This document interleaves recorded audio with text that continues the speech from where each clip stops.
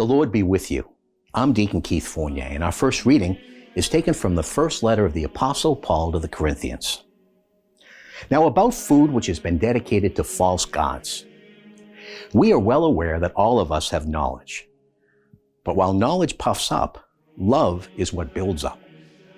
Someone may think that he has full knowledge of something and yet not know it as well as he should. But someone who loves God is known by God.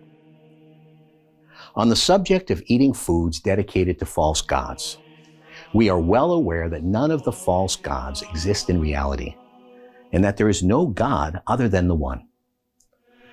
Though there are so-called gods in the heavens or on earth, and there are plenty of gods and plenty of lords, yet for us, there is only one God, the Father from whom all things come, and for whom we exist, and one Lord, Jesus Christ, through whom all things come, and through whom we exist.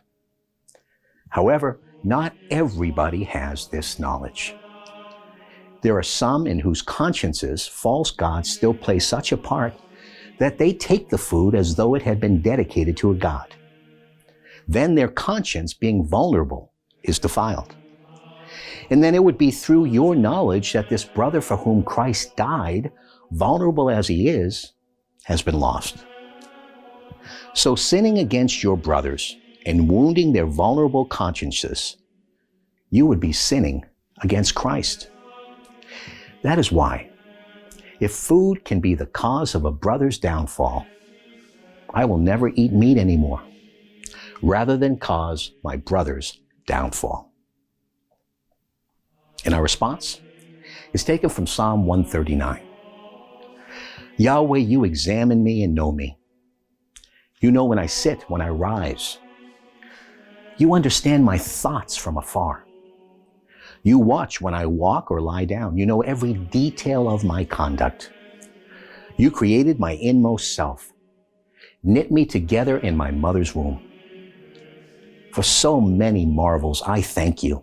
A wonderer am I, and all your works are wonders. You knew me through and through. God, examine me and know my heart. Test me and know my concerns. Make sure that I am not on my way to ruin, and guide me on the road to eternity. And a reading from the Holy Gospel according to St. Luke. Jesus said, "But I say this to you who are listening. Love your enemies. Do good to those who hate you. Bless those who curse you. Pray for those who treat you badly. To anyone who slaps you on one cheek, present the other cheek as well. To anyone who takes your cloak from you, do not refuse your tunic. Give to everyone who asks you, and do not ask for your property back from someone who takes it. Treat others as you would like people to treat you. If you love those who love you, what credit can you expect? Even sinners love those who love them. And if you do good to those who do good to you, what credit can you expect? For even sinners do that much. And if you lend to those from whom you hope to get money back, what credit can you expect? Even sinners lend to sinners to get back the same amount.